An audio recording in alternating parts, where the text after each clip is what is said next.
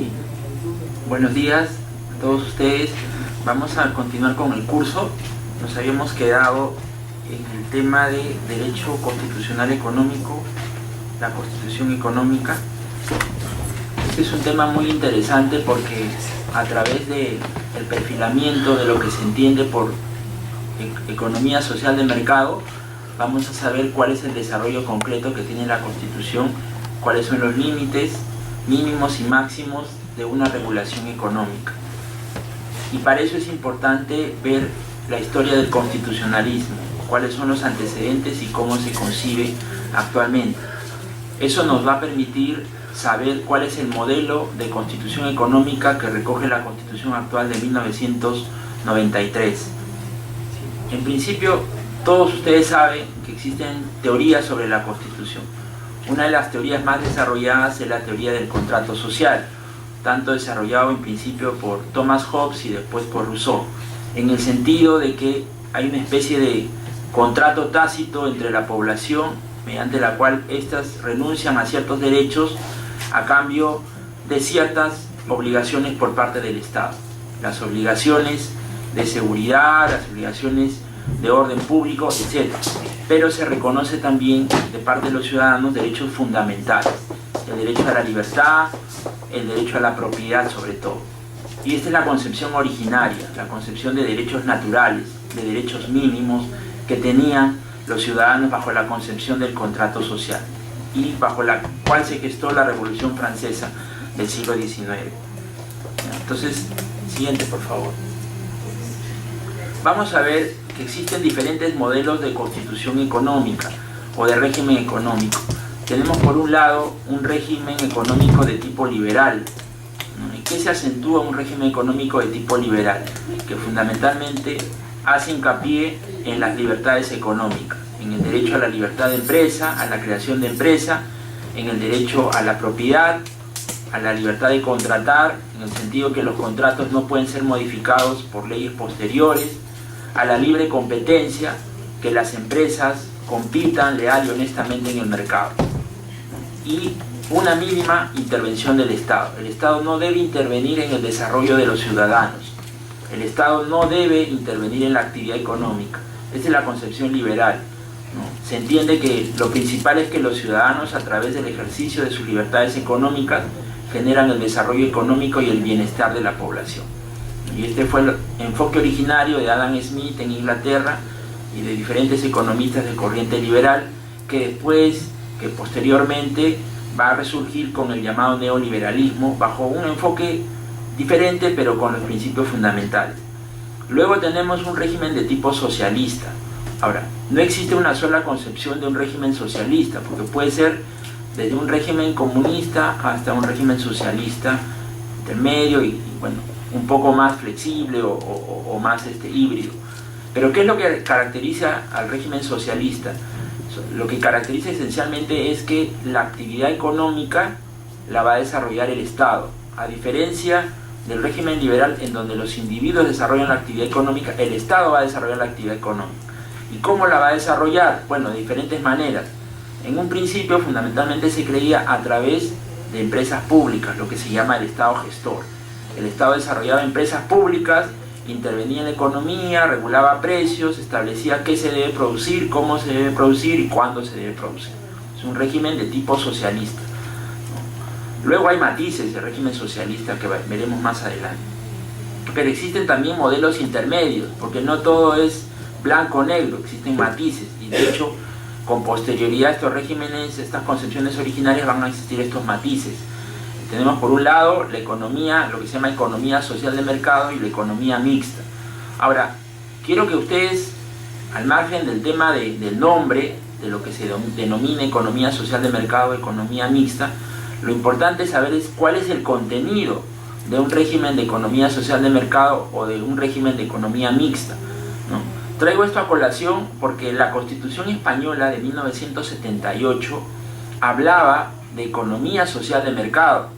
Y así actualmente, bueno, es la Constitución vigente, habla de economía social de mercado, pero bajo el régimen de la Constitución española de 1978 originario, en realidad implicaba un régimen de economía mixta, ¿Por qué? Porque podían participar en la actividad económica tanto el Estado a través de empresas públicas como los particulares a través de las empresas que creaban en el mercado, ¿no? Y esta concepción, esta denominación de economía social de mercado, que en realidad era una economía mixta porque el Estado podía participar al igual que el privado en las mismas condiciones, va a ser recogido en la Constitución de 1979, en la Constitución peruana de 1979, bajo el mismo término, economía social de mercado.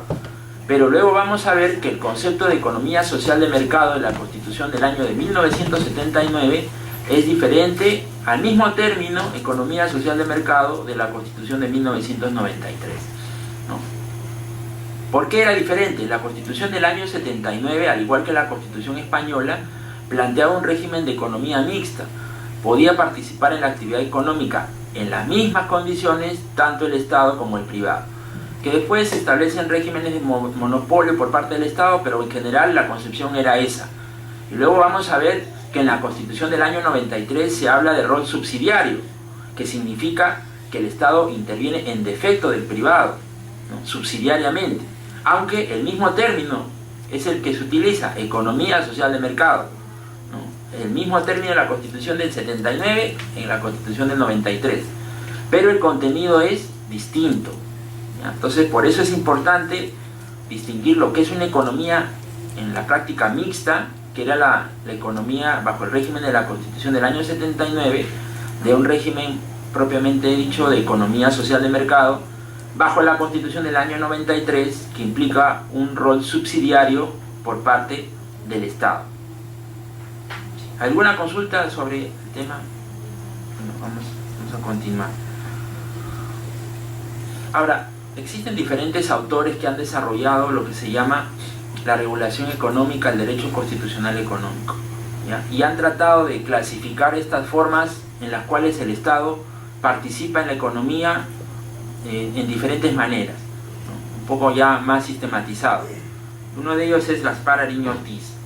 En realidad, esta clasificación que hace Gaspar Ariño Ortiz es una clasificación que engloba las diferentes formas de intervención del Estado en la economía y los matices que se han dado, ¿no? Y es muy ilustrativo porque estos términos pueden servir para ayudar a interpretar la Constitución vigente, para ver en qué casos se presenta uno u otro, ¿no? Porque por el desarrollo del constitucionalismo mismo, de la actividad económica, ya no es todo blanco o negro, sino que existen zonas intermedias, híbridas, que se van gestando o generando. En principio tenemos el Estado policía. ¿A qué se le llamaba el Estado policía? Es la concepción originaria del Estado, el Estado liberal, el Estado de Hobbes, etc., ¿no? Que existen derechos fundamentales, libertades económicas y que el Estado no debe intervenir. Solo interviene para garantizar la propiedad fundamentalmente y para garantizar el orden público, la seguridad, la defensa nacional. Ese es el famoso y denominado Estado policía. Algunos quisieran, regresar a esa concepción, ¿no? Algunas, sobre todo, tendencias de corte liberal, en el sentido que debe reducirse al mínimo la intervención del Estado. Luego tenemos la actividad de fomento. ¿Qué significa la actividad de fomento? En la actividad de fomento el Estado propiamente no interviene en la economía, o sea, no desarrolla empresas públicas, no presta servicios públicos, sino que fomenta que los privados realicen determinada actividad económica. ¿En beneficio de qué? En beneficio de los sectores más desfavorecidos. Lo que se llama actividades de promoción, ¿no? El Estado promueve. ¿Y cómo promueve? Dando facilidades a los privados, ¿no? Facilidades tributarias, facilidades de subsidios, facilidades de instalación, etc. Eso se llama el Estado promotor o actividad de fomento. Luego tenemos que el Estado también realiza actividades de servicio público, ¿no? Esto se quedó de la Constitución del año de 1979, está contemplado en el artículo 119 de la Constitución actual, en el sentido que el Estado es el que gesta y dirige los servicios públicos, ¿no? Inclusive se le encarga a la presidencia del Consejo de Ministros el tema de la gestión de los servicios públicos. Por eso es que los organismos reguladores están bajo el parámetro de la PCM. Por eso es que OCITEL, OCITRAN están bajo el parámetro de la PCM. Entonces, ¿qué significa esto? Que el Estado, ¿no?, desarrolla y presta servicios públicos, pero bajo la Constitución actual del año 93, ¿no?, directamente el Estado no lo realiza, porque si no estaríamos en la Constitución del año 79. El Estado no es el que brinda el agua, el Estado no es el que brinda la energía eléctrica, el Estado no es el que brinda la telefonía, como era bajo la Constitución del año 79, sino que lo hace a través de un régimen de concesión, ¿no? Se concede al privado para que el privado preste el servicio público y el Estado ejerza una función de regulación y supervisión, salvo algunas excepciones a través de ciertas empresas públicas como Sedapal. Sedapal todavía es una empresa pública, ¿no?, pero ya en general el régimen de prestación de servicios públicos es bajo el régimen de la concesión, ¿no? Y luego tenemos otra forma de intervenir del Estado. Estamos hablando de categorías, propiamente no hemos todavía desarrollado y entrado a lo que contempla la Constitución del año 79. Tenemos la actividad de gestión económica, ¿no?, que significa que el Estado es el que interviene en la actividad económica. El Estado tiene empresas públicas, pero empresas públicas no solamente en el tema de servicios públicos, sino empresas públicas en cualquier tipo de actividad económica, como sucedía bajo la Constitución del año 79, que el Estado participaba en el tema del servicio, bueno, en el tema de prestación del servicio de suministro de diferentes servicios, y también inclusive de leche, arroz, etcétera, bajo diferentes empresas públicas, inclusive en el transporte también. Entonces el Estado actúa como un gestor, como un privado, como una empresa, cualquier empresa que preste un servicio de cualquier tipo. Y luego la otra concepción es el Estado árbitro, el Estado regulador, que significa, como lo señalaba anteriormente, que lo que hace el Estado no es que preste el servicio, no es que tiene una empresa pública, sino que el Estado es el que arbitra los conflictos entre el privado y la empresa que presta el servicio público. Entonces, ¿a través de qué? De organismos reguladores, a través de la SUNAT, SOCITEL, etc. Entonces, desarrolla una función arbitral, de componedor de conflictos. El Estado ya no se mete en la economía, sino supervisa que los privados desarrollen bien su labor. Y como verán, perdón, un ratito. ¿Me permiten un ratito? Están quedando.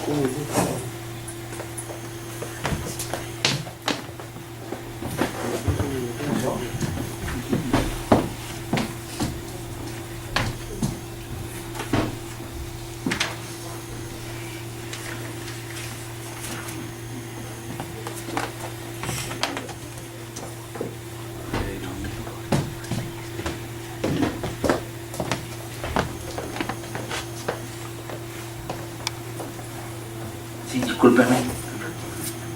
Entonces, estas categorías de intervención o de participación del Estado se encuentran también contempladas de alguna u otra manera en la Constitución del año 93.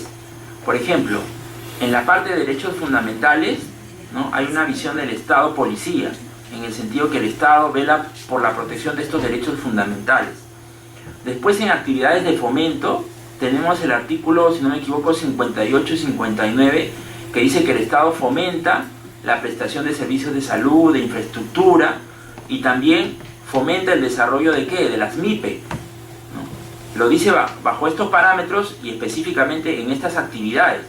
Entonces, alguien podría decir, es inconstitucional que el Estado privilegie determinados sectores porque eso afectaría el principio de igualdad, ¿no? Alguien podría decir, una gran empresa podría decir, según la Constitución existe el principio de igualdad y todos tenemos que tener el mismo trato económico. ¿Por qué a las MIPE les puedes dar determinado régimen económico, lo beneficias, y a nosotros no nos beneficias?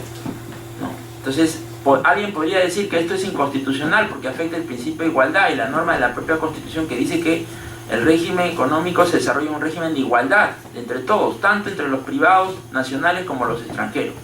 Pero eso tiene su lógica, ¿no?, y su justificación. El artículo 58 de la Constitución dice que el Estado promueve el desarrollo de las MIPE, ¿no? Inclusive hubo un caso que se presentó y llegó al Tribunal Constitucional cuando se dio una bonificación a ciertas empresas nacionales cuando participaban en procesos de licitación pública. Se le daba un cierto porcentaje en desmedro de empresas internacionales o empresas transnacionales. ¿Y qué dijo el Tribunal Constitucional? Dijo que si en este caso había un régimen de promoción justificado por la Constitución, podría establecerse ciertos parámetros que beneficien de alguna u otra manera a aquellos sectores económicos que están desfavorecidos, como por ejemplo las MIPE. Obviamente esto es lo que contempla la Constitución, pero la Constitución es una norma interna. Internacionalmente el Perú tiene obligaciones contractuales con otros países, y entonces ahí ya el tema se complica aún mayor, porque si bien el Perú puede establecer un régimen que lo permite en la Constitución promocional, en el régimen internacional, según los tratados que haya celebrado, un beneficio que pueda dar a determinado sector económico puede traer consecuencias internacionales de que el Perú esté incumpliendo ciertos tratados que ha celebrado.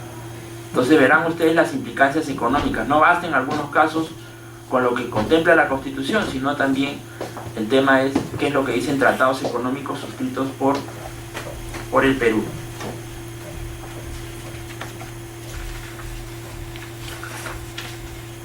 Ahora, ya he señalado qué es lo que contempla sobre prestación de servicio público la Constitución del año de 1993. Ya hemos señalado que en los servicios públicos el Estado ya no interviene directamente, sino lo hace bajo un régimen de concesión de servicios públicos, ¿no? A través de empresas a las cuales se otorga la concesión para que preste estos servicios. Desarrollo de actividad de gestión económica, propiamente ya no, porque el régimen es distinto. El régimen que tenemos no es de una economía mixta, sino de una economía social de mercado. El Estado no puede intervenir en la gestión económica. Interviene en algunas áreas de servicios públicos, pero en la gestión económica ya no interviene. Por eso es que ustedes verán que ya no existen empresas en ciertos sectores económicos. En el sector, por ejemplo, de financiero, salvo el Banco de la Nación, que luego vamos a ver el tema del rol subsidiario, en el régimen de transporte de servicio público, etc. ¿Por qué? Porque se ha considerado que el Estado no debe intervenir como gestor, como empresario. Las razones, bueno, están en la exposición de motivos de la Constitución del año de 1993, en los debates que hubo en el Parlamento, pero se consideró que el Estado no debe intervenir, y solo debe intervenir subsidiariamente, autorizado por ley del Congreso. Y la otra concepción que está en la Constitución es el tema de la actividad arbitral, que propiamente no está prevista en la Constitución. Ustedes no van a encontrar en la Constitución ninguna norma que diga que el Estado cumple una función arbitral, una función supervisora, una función reguladora. Lo único que habla el artículo 119 de la Constitución es que el Estado, ¿no?, dirige, ¿no?, los servicios públicos en general, pero no hay ninguna norma sobre el Estado regulador y supervisor.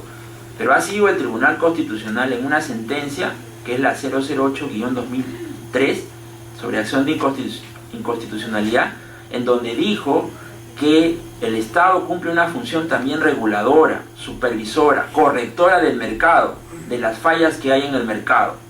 Entonces, de esta manera, jurisprudencialmente ha sido recogido también esta concepción. Entonces, veremos que si bien la Constitución de 1993 contempla una economía social de mercado, ¿no?, pueden existir, y de hecho existen, algunos matices de otras concepciones anteriores y de otras visiones que están contemplados en algunos artículos de la Constitución. Pero obviamente el parámetro, el núcleo duro, el contenido esencial es el régimen de economía social de mercado, ¿no?, con algunos matices que se dan a lo largo de la propia Constitución. Sí. Usted dice que el servicio público, de acuerdo a nuestra Constitución de 1993, ya no lo brinda el Estado. Sin embargo, todavía hay empresas públicas que están a cargo del Estado, en el régimen privado, pero pertenecen al Estado. Como es el caso de algunas empresas del servicio de electricidad, por ejemplo, puertos, Senapo todavía tiene algunas empresas, o algunos puertos bajo su manejo, también en petróleo, me parece. Y siempre hay una discusión sobre las empresas estratégicas que llaman. Entonces hay mucha gente que opina que esas empresas estratégicas no debieran ser concesionadas. Puertos, aeropuertos, electricidad, ¿no?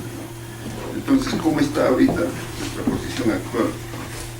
La Constitución dice que solamente debe intervenir el sector privado, pero ahorita tenemos un régimen, no sé, mixto. ¿Qué es lo que opina usted? Bueno, lo íbamos a tocar en el tema del rol subsidiario del Estado, pero en general existen diferentes justificaciones para la intervención del Estado en la economía, y también existen ciertas críticas de la intervención del Estado en la economía. Algunas de las razones fundamentales de que el Estado intervenga directamente en la actividad económica, de hecho se utilizan muchas veces estos argumentos, es el tema de empresa estratégica, ¿no?, por temas de seguridad nacional, etc. También existe el argumento de que para corregir las fallas del mercado, o sea, para corregir los precios excesivos, el abuso de posición de dominio, etc., el Estado debe intervenir en la economía para un poco morigerar la participación de la actividad privada. De hecho, en Chile también se está discutiendo eso, porque, por ejemplo, en el tema de AFPs, ¿no?, en Chile existían AFPs privadas y ahora se está discutiendo el proyecto de ley para que haya una AFP estatal. Entonces, existen diferentes razones, las fundamentales estratégicas por razones de defensa, seguridad nacional, y las otras por temas también de corrección del mercado. Y de hecho también esa era la concepción bajo la Constitución del año 79, en el sentido que la empresa pública podría competir con el privado y hacer que los precios se reduzcan. Pero también existe el otro lado, de críticas de la participación de la actividad empresarial del Estado. La principal crítica que se hace son dos fundamentales. La principal crítica es de que el Estado no puede participar en igualdad de condiciones que el privado, porque el Estado tiene ciertos costos que los asume directamente, ¿no?, y ciertos costos que no están transparentados, si se puede decir, ¿no?, como el tema de infraestructura, ciertos temas que ya han sido desarrollados previamente. Entonces se dice que el Estado no tiene el mismo nivel de equiparidad que el privado. Entonces hay un nivel de desigualdad per se entre el Estado por las condiciones en las cuales se encuentra que el privado. Entonces no podrían competir en un régimen de igualdad de condiciones. Entonces por eso se considera que sería una forma de competencia desleal, y de hecho está recogido en cierta medida en el artículo 61 de la Constitución cuando habla del rol subsidiario, y vamos a ver algunos ejemplos concretos. Y la razón fundamental, la otra razón, creo que esa fue la fundamental en el debate de la Constitución del año 93, es que las empresas públicas tienen un contenido político, ¿no? O sea, el contenido político es que normalmente a través de decisiones políticas se eligen a quienes van a ser los representantes de la empresa pública. Entonces hay un cierto contenido político y no técnico en cuanto a la dirección de las empresas públicas, que pueden llevar a la mala gestión de las empresas públicas y pueden llevar a que los incentivos para que se creen las empresas públicas sean distintos a los que normalmente son en la empresa privada. De hecho, estaba leyendo ayer en El Comercio, ¿no?, sobre la creación de empresas públicas, por ejemplo, en Venezuela. En Argentina, ¿ya? El típico caso fue de la prestación del servicio de cable y el torneo de competencias en el fútbol argentino. Ustedes saben que los argentinos son apasionados en el fútbol. Entonces sucede que anteriormente el mayor grupo económico, que era el Clarín, grupo económico de medios de comunicación, tenía bajo su concesión, bajo su prestación, el tema de transmitir los partidos de fútbol de torneos y competencias argentinos. Entonces, pero no lo transmitían en señal abierta, sino lo transmitían en señal de cable. Entonces, ¿eso qué generó? Por cuestiones políticas, la presidenta de la Argentina, ¿no?, hizo de que ese contrato feneciera y que en adelante el Estado asumiera, ¿no?, esa concesión para transmitir los partidos del fútbol argentino. ¿Y qué es lo que ha pasado? ¿No? La deuda que se ha generado por esa obligación que ha contraído el Estado es tan grande, que ahora el fisco tiene que trasladar a la Asociación de Fútbol Argentino esos gastos que roba transmitir. Entonces, eso es un ejemplo de que en algunos casos, cuando el Estado gestiona mal empresas públicas y lo hace por decisiones políticas, se genera ¿qué cosa? Deuda pública. Y eso fue el principal argumento en el debate de la Constitución del año 93, que todas estas empresas habían generado una gran deuda pública, ¿no? No es preciso señalar, pero bueno, todas las empresas. Y de hecho que se decía de que la deuda interna que tenía el Perú era fundamentalmente por empresas públicas. Y ahora inclusive hay ciertas empresas públicas que tienen deudas con el fisco, ¿no? Y que bueno, en el tema del régimen macroeconómico muchas veces se transparentan la deuda que existe respecto a estas empresas públicas que tienen deuda contra el propio Estado por diferentes tipos de obligaciones. Entonces, hay argumentos en un lado y en el otro lado, ¿no? Ahora, ¿cuándo debe intervenir el Estado en la economía? Este es un tema de verdad que es muy fino y hay que analizarlo en el caso en concreto, ¿no? En principio, no debería ser la generalidad, no debería ser que en todos los casos el Estado debe intervenir en la actividad económica.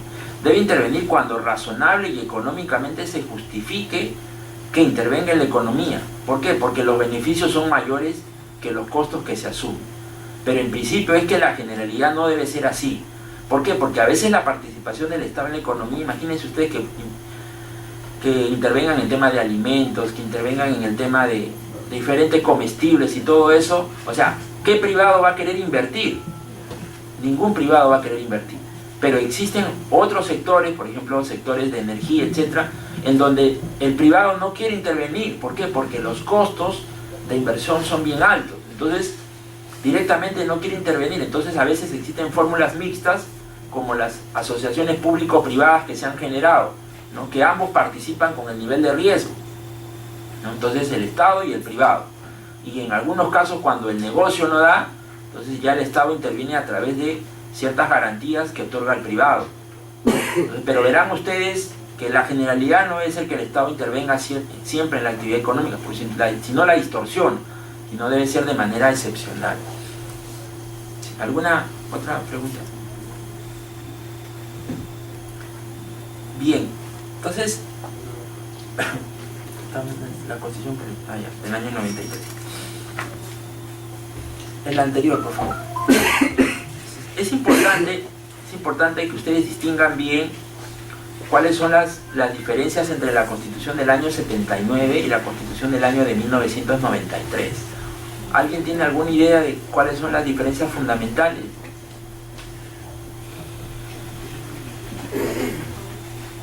¿Alguna idea?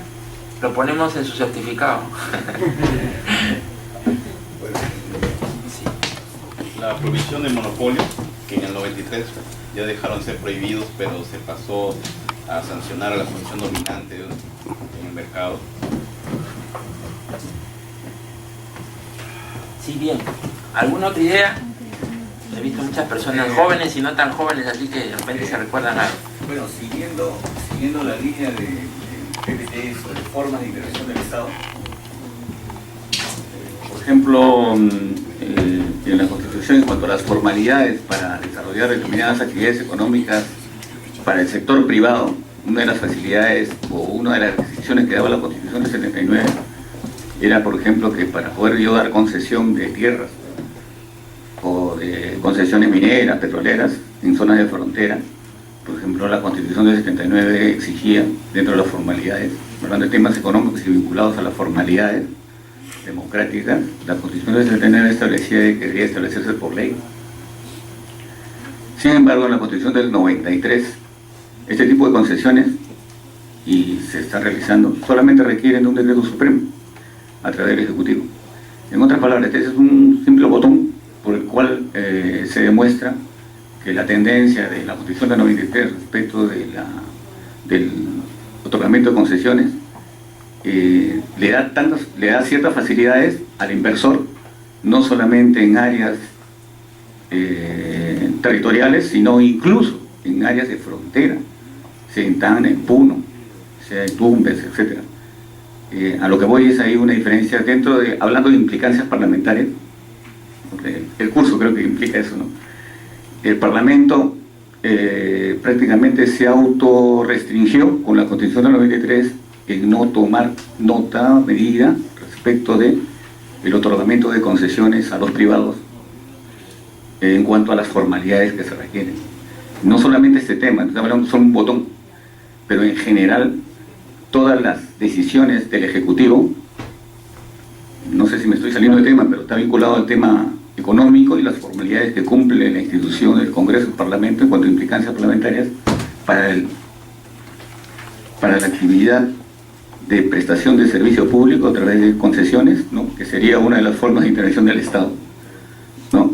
Estas facilidades, entre otras, por ejemplo, si el Congreso tenía ciertas atribuciones para dar por ley ciertos fomentos, inversiones, ya no lo dan con la Constitución 93. Lo que quiero decir es que en el fondo la raíz de la Constitución del 93 es simplemente que el Congreso sea un ente controlador y fiscalizador.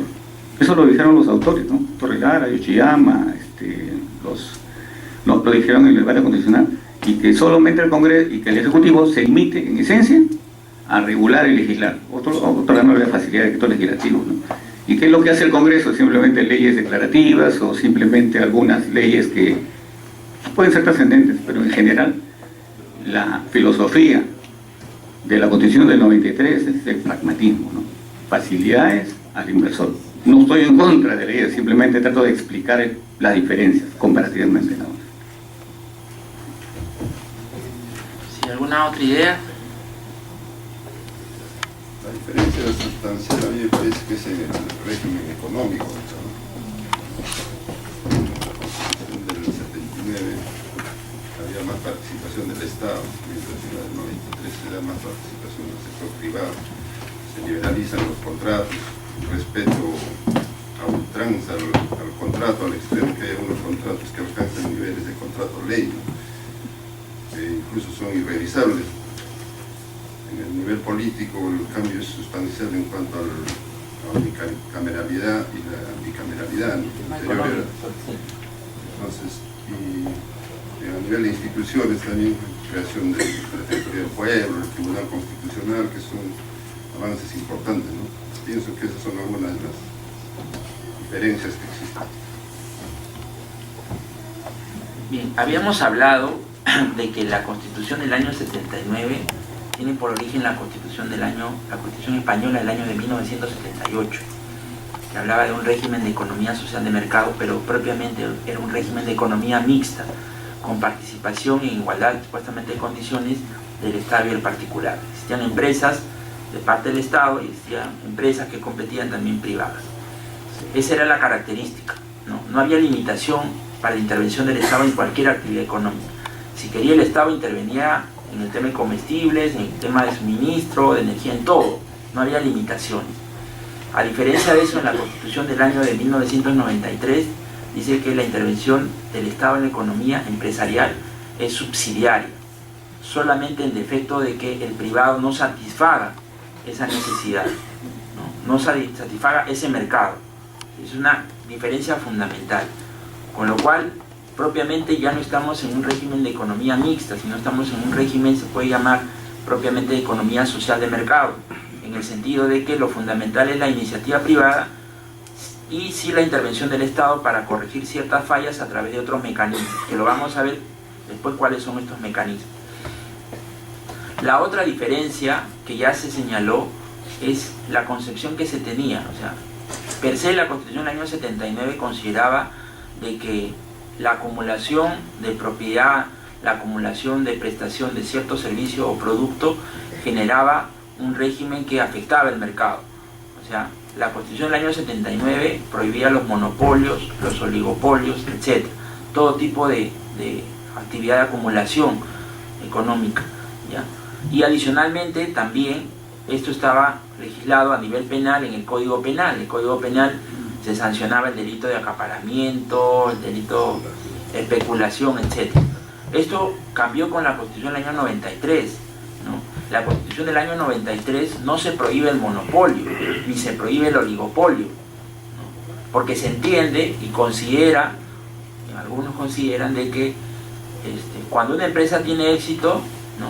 y va acumulando mayor porción en el mercado, ¿no? Genera ciertas economías de escala que le permiten absorber más sus costos, y en consecuencia, si esta empresa ha llegado a este nivel de eficiencia económica por su propio desarrollo y no por ventajas o prebendas que se le haya dado, obviamente la idea es no castigarla, sino en general este tema, en todo caso, no permitir de que se generen abusos, pero no per se un monopolio se considera generar distorsiones en el mercado, sino que hay que ver que cuando existe un abuso de esta posición de dominio, de monopolio, el Estado recién interviene, porque si no, dice, estaríamos castigando a las empresas que quisieran crecer en el futuro y como consecuencia de eso sacarlas del mercado y hacer que se particionen. Al particionarse, obviamente, las economías de escala, por el volumen que se genere, van a generar ineficiencias económicas.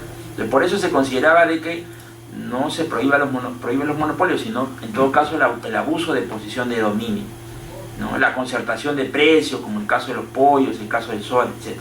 Eso es lo que se prohíbe en la Constitución del año de 1993. Y por eso ustedes verán que ya estas normas del Código Penal ya fueron, en un principio estuvieron vigentes, pero no tenían aplicación, y después con los últimos decretos legislativos del año 2008 de promoción de la actividad económica fueron derogados expresamente, el delito de especulación, acaparamiento, etc. Entonces, ahora, otra diferencia importante es en el tema de la propiedad, ¿no? La propiedad en la Constitución del año de 1979, ¿no?, podía ser limitada no solamente por razones de necesidad y utilidad pública, ¿no?, sino también, o de seguridad nacional, sino también por temas de interés social. ¿Y qué significaba por razones de interés social?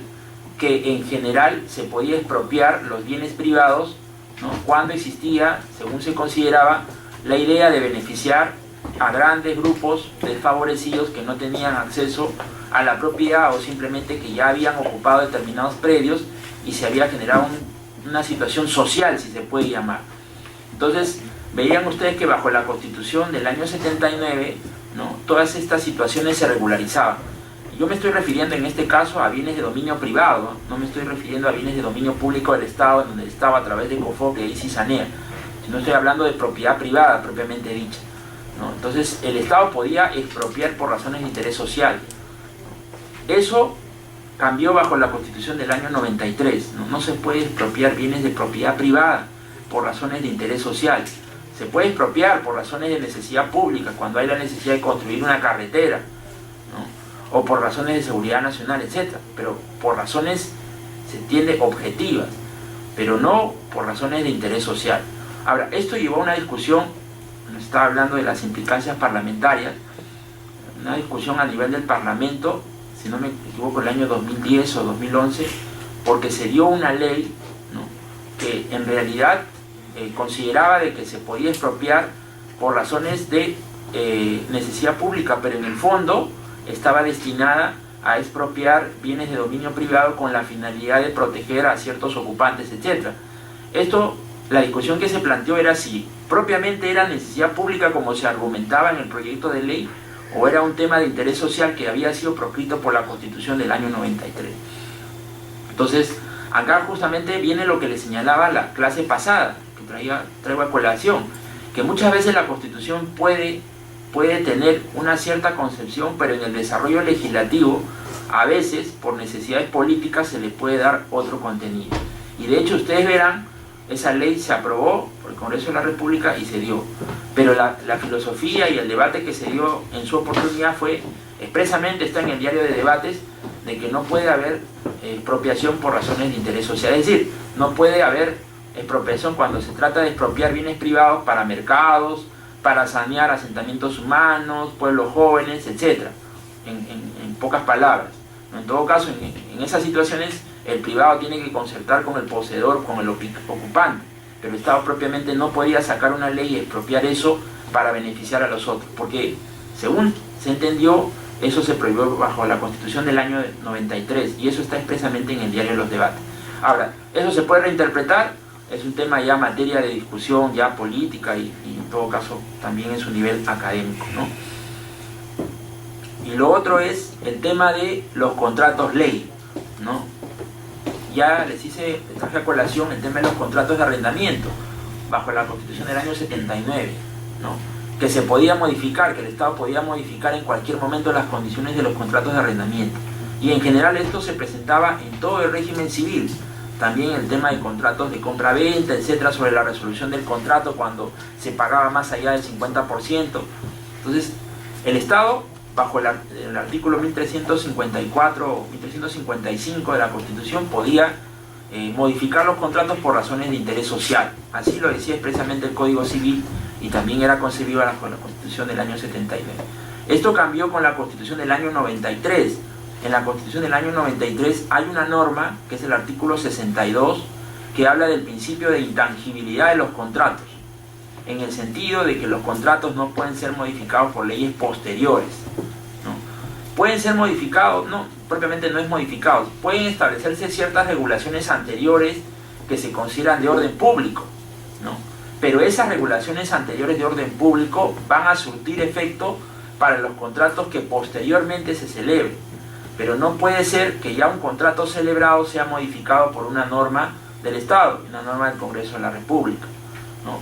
Por el propio artículo 62 de la Constitución, ¿no? Y con mayor fuerza, esto fue recogido también en el propio artículo 62, si no me equivoco, bajo los contratos ley, en el sentido de que el Estado garantiza la intangibilidad de los contratos ley, en el sentido que no puede modificar por leyes posteriores, y si el Estado ha celebrado este contrato con estas garantías, se considera que todo el régimen jurídico que se consideró bajo el cual se celebró el contrato se mantiene perenne en el tiempo.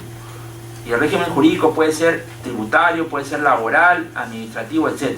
Con lo cual, verán ustedes, se produce una perennización del contrato celebrado por el Estado. Y de ahí verán ustedes que las leyes posteriores no pueden modificar. Y ya les traje a colación el tema de las regalías mineras, que es un caso muy interesante para ver si eso modificó o no modificó los contratos ley. El TC dijo que no modificaba los contratos ley. El Ministerio de Economía entendió que sí modificaba los contratos ley, y eso en la práctica no se llegó a aplicar, ¿no? Pero verán ustedes las diferentes concepciones que tienen su origen de carácter jurídico en la interpretación de las normas. Entonces, tenemos esa otra gran diferencia. Y la última que traigo a colación es la forma de proteger los contratos. Porque obviamente estamos hablando acá de normas sustantivas, intangibilidad de contratos, tema de rol subsidiario, etc. Pero ¿cómo yo protejo estos contratos? Si me voy al Poder Judicial, tengo un gran nivel de incertidumbre, se señalaba. ¿Por qué? Porque ahí puede pasar cualquier cosa. Entonces, existía cierta incertidumbre jurídica en cuanto a proteger procesalmente este régimen económico bajo el parámetro del Poder Judicial. Entonces se dijo, creemos un nuevo régimen, o un régimen alternativo al Poder Judicial, que brinde la seguridad procesal a los inversionistas, que le brinde la garantía de que efectivamente haya una cierta predictibilidad. Y por eso es que se estableció este régimen arbitral. Este régimen arbitral que puede existir desde el régimen arbitral interno hasta tribunales arbitrales extranjeros, en donde el Estado expresamente se somete a la competencia de tribunales extranjeros. Y obviamente ahí el nivel de manejo en un tribunal arbitral es totalmente distinto al Poder Judicial, porque en un tribunal arbitral el Estado tiene que tener las máximas eficiencias para poder discutir con el privado. Obviamente también en un tribunal arbitral existen ciertos otros criterios que se manejan que no son propiamente los jurídicos, pero ahí el Estado tiene que tener una suficiente solvencia, de hecho, para proteger intereses estatales en estos laudos arbitrales. De hecho, que sí lo ha hecho el Estado a nivel internacional en algunos casos, pero no se ve el mismo auge, el mismo impulso a nivel interno, ¿no?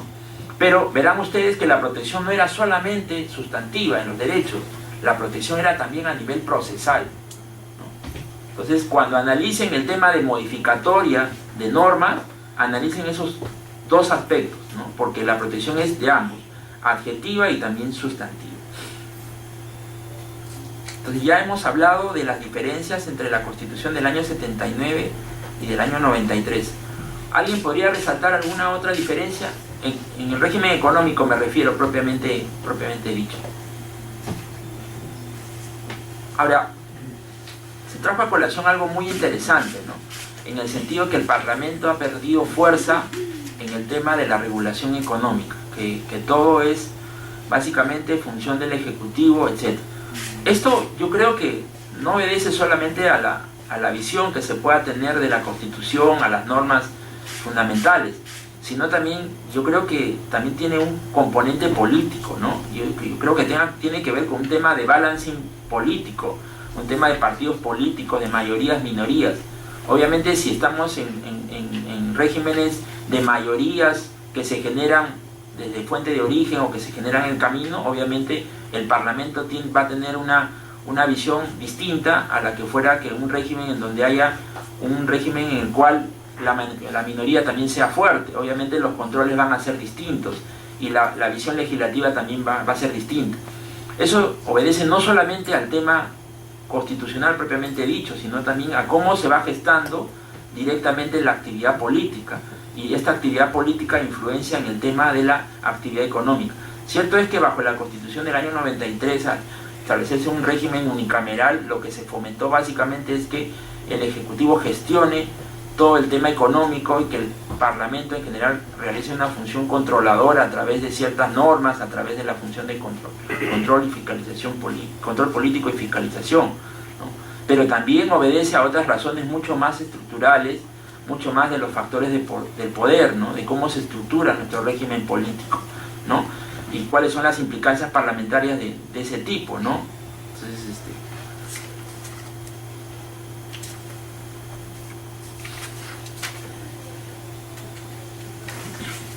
ahora, la siguiente, economía social. Ahora vamos a centrarnos a lo que es propiamente economía social de mercado. Cómo se concibe en la Constitución y cómo ha sido su desarrollo jurisprudencial. ¿Ya? El concepto de economía social de mercado surge después del periodo de las guerras mundiales, porque como les señalaba anteriormente, originariamente era la concepción liberal, luego la concepción socialista bajo el régimen que se gestó en el siglo XX con las revoluciones que hubo bajo la Unión Soviética, pero después que se generaron el periodo de guerra, de las guerras mundiales, ¿no? Hubo una reinterpretación por parte de la intervención del Estado en la economía. Y entonces se dijo, por un lado, que no era suficiente solamente de que el Estado proteja ciertos derechos fundamentales, garantice ciertas libertades, y tampoco era suficiente que el Estado intervenga de manera tan intensa, porque esto podía afectar la economía. Entonces se dijo, pero también hay una obligación del Estado, hay una obligación del Estado de proteger a los sectores más desfavorecidos. Pero el problema es que no vamos a poder protegerlos interviniendo el Estado en la economía, porque eso afecta la iniciativa privada. Entonces se preguntaron, ¿cómo lo hacemos? ¿Cómo hacemos que el Estado también beneficie a estos sectores más desfavorecidos? Entonces en Alemania surgen corrientes humanistas, corrientes del socialcristianismo, en el sentido de que debe recogerse una concepción de economía social de mercado. Garantizar las libertades económicas y garantizar también un principio de solidaridad por parte de los agentes económicos. Y para eso el Estado tiene la función de garantizar que eso efectivamente se cumpla. Ahora, se preguntarán, ¿qué significa esto de solidaridad? ¿Qué significa? ¿De que el privado tribute más y lo que tribute más sirva para pagar o para poder sostener también a otros sectores desfavorecidos? ¿Qué significa darle mayores derechos laborales a los trabajadores, ¿no? Darles mayores derechos sociales y económicos a los sectores desfavorecidos? ¿Qué significa el principio de solidaridad? Porque en realidad se puede decir un poco etéreo, un poco abstracto, pero la concepción era esa, principio de libertad económica y solidaridad. ¿Sí? ¿Alguna? ¿Quería intervenir? ¿Usted? Sí, ¿quería intervenir? ¿Alguna? A ver. Bueno, recuerdo a Santo Tomás de Aquino, en la Edad Media, Entre la distinción entre lo temporal y lo espiritual era una cuestión a dilucidarse, ¿no? Lo temporal, lo terrenal, y lo espiritual, lo eterno. En esta época, Santo Tomás estableció una filosofía y una corriente fuerte, y tomando metodología aristotélica incluso, habló de la finalidad efectivamente de la economía y en general del Estado, y dijo que había que desarrollar toda una economía, adoptando este punto, pero hacia el bien común. Esta filosofía de la Edad Media ha sido posteriormente desarrollada por entiendo, como mencionó bien, después de la Segunda Guerra Mundial, por aquellos socialcristianos en Europa, ¿no? Entonces, esta tendencia de hacia el bien común, desarrollar, promover a nivel mundial todo tipo de economía hacia el bien común, es la fuente, la base filosófica de lo que ahora está exponiendo, ¿no? Esa es una reflexión sobre este punto. Pero ¿qué significa propiamente este principio de solidaridad? ¿Cómo se traduce?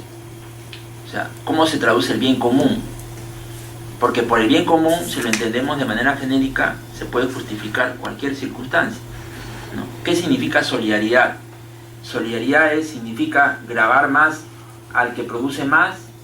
¿Qué significa? Que el Estado intervenga en la economía más, que el Estado, en el caso que el privado no desarrolle adecuadamente su actividad económica, que el Estado intervenga corrigiendo las fallas de mercado. ¿Cuál es el nivel de solidaridad? ¿No? Porque eso es muy importante para saber efectivamente cuáles son los límites del Estado, los límites del privado. ¿Qué significa solidaridad? ¿Qué significa bien común? ¿Qué significa interés general? Podría ser responsabilidad social de las empresas, de ejercer sus actividades, tener una conciencia más humana en relación a sus trabajadores, a sus subalternos, ¿no? Eso es ser solidario, ¿no? Tener ganancias, pero también a la vez distribuirlas y hacerlas llegar a la parte más necesitada. Parece que eso podría ser solidaridad.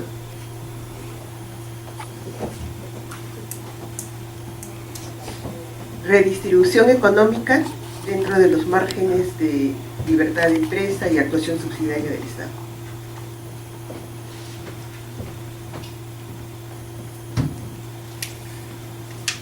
¿Alguien más? Bueno, yo y revisando el libro del doctor Baldo Cresalja sobre Derecho Constitucional Económico, bueno, he visto que varias veces se repite el término solidaridad, interés común, interés social, etc. Igual el TC también cita bastante el principio de solidaridad, el bien común, el interés general, etc.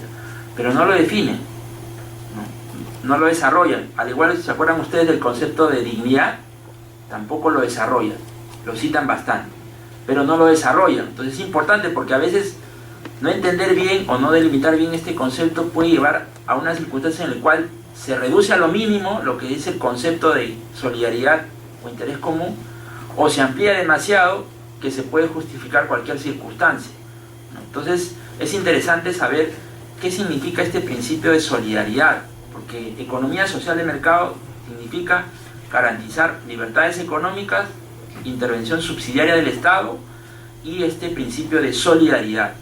Efectivamente, Santo Tomás hablaba de justicia conmutativa y justicia distributiva, ¿no? Es un buen parámetro para saber efectivamente qué puede entenderse por una finalidad solidaria, ¿no? Pero vayamos un poco aterrizando a lo que se entiende por esta finalidad subsidiaria. Y traigo a colación lo que hemos desarrollado anteriormente, ¿no? Una constitución o el Estado interviene participa en todo el tema económico a través de diferentes formas. ¿Cuáles son estas formas que interviene el Estado? Una primera forma puede ser, ¿no?, a través de los derechos sociales y económicos. El principio de solidaridad puede comprender garantizar derechos sociales y económicos. ¿Por qué? Porque es garantizar ciertas necesidades básicas a favor de las personas. Por un criterio de razonabilidad, ¿alguien va a estar en desacuerdo de garantizar derechos sociales y económicos? Nadie. Entonces entendemos que el principio de solidaridad comprende derechos sociales y económicos. Derecho a la salud, derecho a la educación, derecho, ¿qué más? El derecho de los consumidores, derecho de los trabajadores, etc. Entonces, bajo este concepto podría entenderse que solidaridad implica proteger derechos sociales y económicos. Luego vamos a ver cómo se manifiesta. ¿Qué más? ¿No? Puede ser también lo que se le señalaba la actividad de fomento, ¿no? Que el Estado promueva el desarrollo de ciertos sectores que están desfavorecidos. No para todos, porque si yo beneficio a todos, no obstante que tengan la capacidad económica, lo que estoy haciendo en general es, aparte de desperdiciar recursos, estoy generando un régimen de desigualdad.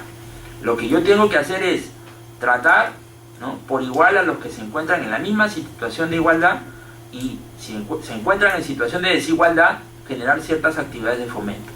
Entonces, ¿a través de qué? De fomentar el desarrollo de la infraestructura, o sea, a través de carreteras, puertos, tren eléctrico, etc., ¿no? Estoy cumpliendo con un principio de solidaridad, porque eso va a beneficiar a la población más necesitada, ¿no? Igualmente, si estoy en un régimen en el cual quiero beneficiar, ¿no?, a los microempresarios, porque son personas que recién se están desarrollando, que no tienen el nivel de infraestructura, el nivel de soporte financiero, estaré también cumpliendo con el principio de solidaridad. Y indirectamente, cuando el Estado quisiera hacer una reforma para justamente tener los recursos, y estos recursos ser destinados a las poblaciones más desfavorecidas, entonces en este caso también cumpliré con el principio de solidaridad, bajo esos parámetros.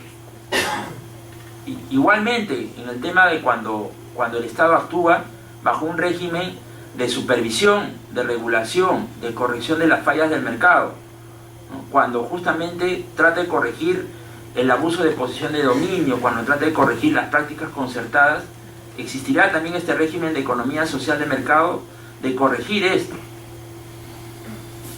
Entonces la pregunta es, ¿cuándo nos extralimitamos? ¿Cuándo vamos más allá del principio de solidaridad?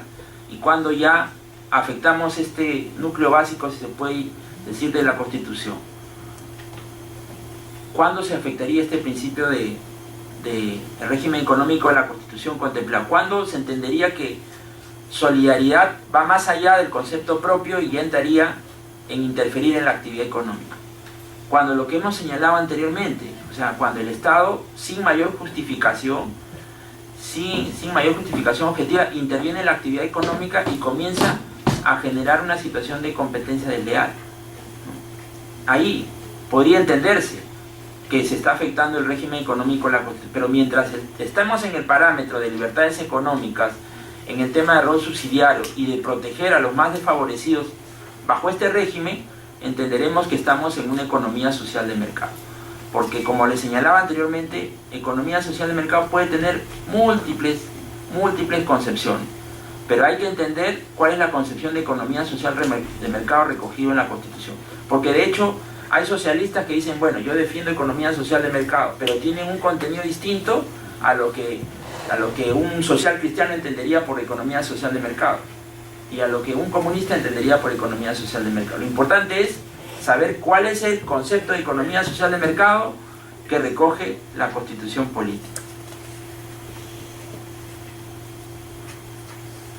Ya, entonces, hasta acá alguna pregunta para pasar a la segunda parte de la exposición,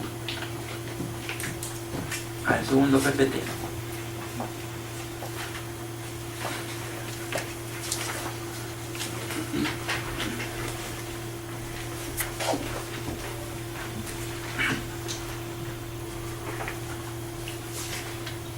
Entonces, ya hemos definido economía social de mercado, libertad económica, rol subsidiario del Estado y principio de solidaridad.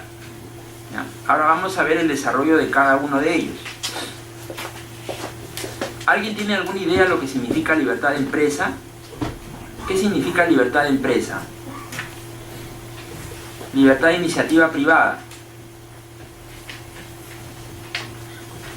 ¿Cuándo se afecta la libertad de empresa? Tenemos ahora justamente que los transportistas del Callao dicen que se le afecta su libertad de empresa, su libertad de trabajo, que cuando a alguien se le deniega en el municipio alguna autorización, dice que se me ha afectado mi libertad de empresa. ¿Qué significa libertad de empresa? Libertad de iniciativa privada.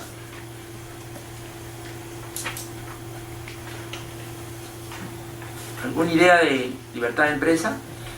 La Constitución dice que se protege la libertad de empresa y la libre iniciativa privada. ¿Es lo mismo libertad de empresa que libre iniciativa privada?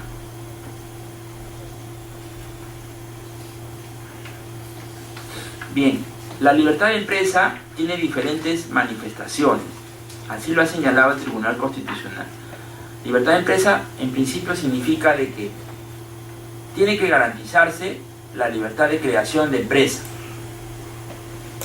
Debe dejarse a la iniciativa privada la creación, no debe establecerse prohibiciones, regulaciones, etcétera, que afecten el derecho de los ciudadanos a crear libremente empresas, a fundar sociedades anónimas, a fundar sociedades colectivas, etcétera. Cualquier tipo de empresa. No se puede afectar la libertad de creación de la empresa. Entonces, una primera manifestación es la libertad de creación de empresa. Si ustedes ven que arbitrariamente se afecta este derecho, bueno, podrán recurrir a una acción de garantía, a una acción de amparo por la afectación del derecho a la libertad de empresa. Pero la libertad de empresa es solamente la libertad de creación de empresas. Ahí se agota, solo se afecta cuando me prohíben intervenir en el mercado. ¿No? Existe otro componente de la libertad de empresa, que es el derecho a la libertad de organización empresarial, que esto es mucho más interesante, porque acá se van a ver algunas afectaciones de este derecho. La libertad de organización empresarial significa de que no basta que se garantice la libertad de creación de la empresa, sino que la empresa tiene que ser libre para establecer su propia regulación, su propio régimen interno, lo que se llama su estatuto, y también su política comercial. Una empresa no basta que se cree, sino también desarrolla una política comercial, su política de precios, su política de marketing, la forma como participa en la economía. ¿Qué pasa, por ejemplo, si a una empresa se le dice de que en adelante el precio por el producto va a ser tal monto? ¿Se afectaría o no se afectaría la libertad de empresa? ¿No? Claro, es una forma, porque se está afectando su libertad de organización, de configuración interna. Y que de hecho muchas veces existe la tentación, a veces parlamentaria, de regular precios, ¿no? Entonces habría que preguntarse si esto afecta o no afecta la libertad de empresa. Ya vamos a ver algunos casos bien interesantes. Por ejemplo, cuando hay una ley de centros educativos privados que establece un tope para la matrícula, hay ciertos casos. Hay casos interesantes, por ejemplo en el propio Código Civil, que dice que está sancionada la usura, por ejemplo, ¿no? Alguien podría decir, bueno, la usura es una forma, si el Estado me dice que yo tengo que poner un máximo de interés, ¿me está afectando? No me está afectando mi libertad de empresa, porque yo soy libre de fijar cuánto quiero cobrar por un interés. ¿Esto afecta a la libertad de empresa? ¿Establecer límites a las tasas bancarias, financieras? ¿Afecta o no afecta? ¿Por qué en los privados, porque entre las personas comunes y corrientes hay un límite que fija el BCR e indirectamente la SBS para los intereses de préstamo? ¿Y por qué los bancos no tienen límite? ¿No? Eso es lo que pasa actualmente. ¿Afecta o no afecta la libertad de empresa? Otro componente de la libertad de empresa es la libre competencia. Tiene que garantizarse que las empresas compitan en un régimen de igualdad. No puede existir regímenes de competencia desleal. No puede ser que un empresario se aproveche de la reputación de otro empresario. No puede ser que un empresario utilice el nombre y la denominación comercial de otra empresa, o utilice su patente o su derecho de propiedad intelectual, su signo distintivo, su marca. Cuando alguien efectúe este tipo de conductas, afectará el derecho a la libre competencia. ¿Por qué? Porque a través de mecanismos no permitidos desleales está afectando al otro competidor, y como consecuencia de afectar al otro competidor, ¿qué está haciendo? Afectando el régimen económico, la libre competencia. Por eso es que en estos casos el INDECOPI interviene y dice: sanciona a tal empresa por haber utilizado el know-how, el nombre comercial, por haber tratado de generar la idea en el público consumidor de que son empresas iguales, parecidas, de la misma familia, cuando en realidad no lo son así. Y lo que se trata en algún caso, por publicidad engañosa, etcétera, es de aprovecharse de la situación beneficiosa que tiene otra empresa gracias a su propia actividad. Entonces ahí también se afectará la libre competencia. Y la otra manifestación de la libre competencia es el derecho que tienen las empresas de salir del mercado. Así como yo tengo el derecho de ingresar al mercado, también tengo el derecho de salir del mercado, de liquidarme voluntariamente y salir. Obviamente esto tampoco es así, ¿no? Absoluto, porque si yo me retiro del mercado, puedo tener obligaciones previas con los trabajadores, con los proveedores, etc. Entonces, si bien yo tengo el derecho a salir del mercado, tengo que hacerlo de manera ordenada.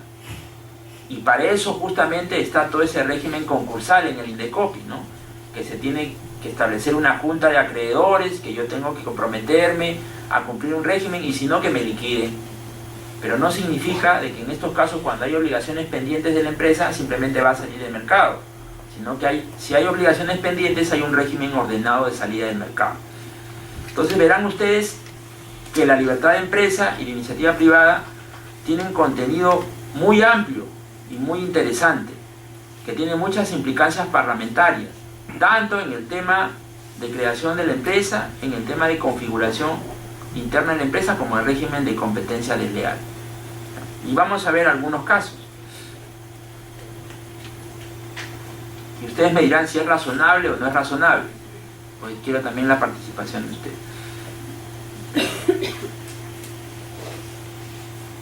La ley 27.153, que es la ley originaria que regulaba la explotación de máquinas tragamonedas, establecía que los casinos y estas máquinas solo podían establecerse en hoteles de 4 o 5 estrellas o en restaurantes de 4 o 5 tenedores.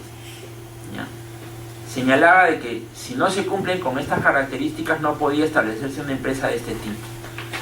Obviamente el sector que se sentía afectado, ¿no?, presentó una acción de inconstitucionalidad, porque dijo que se me afecta el principio de igualdad y mi principio de libertad de empresa, porque no se me permite desarrollar esta actividad económica, no se me permite explotar estas máquinas tragamonedas, y esto afecta a mi libertad de empresa. Y llegaron al Tribunal Constitucional. El Tribunal Constitucional dijo, o declaró infundada la acción de inconstitucionalidad, porque consideró que en este caso era justificable que la explotación de este tipo de juegos solamente se den en este tipo de hoteles, porque dice que lo que se trata de hacer es fomentar el turismo, y los que generalmente utilizan esto son los turistas, y que adicionalmente si se permitía hacerlo en cualquier tipo de establecimiento, eso lo que generaba finalmente era ludopatía, etc. Y lo que la finalidad que se buscaba con una regulación de este tipo era reducir al mínimo la explotación de este tipo de máquinas. Ahora verán ustedes que han proliferado por todos lados, pero en principio en ese contexto la discusión era esa, y el TC dijo que era infundada la demanda, porque era justificable que solamente se haga en este tipo de restaurantes. ¿Ustedes qué opinan? ¿Comparten esta idea? ¿Era razonable que solamente en este tipo de restaurantes, o era una forma de competencia desleal? No interesaba mucho el tema que si sea un hotel de 4 o 5 estrellas o un restaurante de este tipo, o la motivación podría haber sido otra. Es que ahí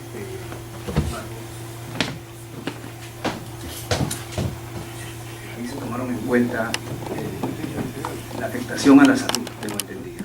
Entonces el Estado también tiene la obligación de proteger la salud de quienes eran en este caso afectados, si es que esto proliferaba como actualmente se da, porque actualmente inclusive en pueblos de la sierra, en un mercadito pequeño, hay casinos, y quienes van a jugar ahí, y quienes llegan a, como tú decías, a la, no sé si es enfermedad, a la ludopatía, son las personas que ganan un poquísimo dinero, ¿no?, peones inclusive de las chacras, que gastan todo su dinero allí, ¿no?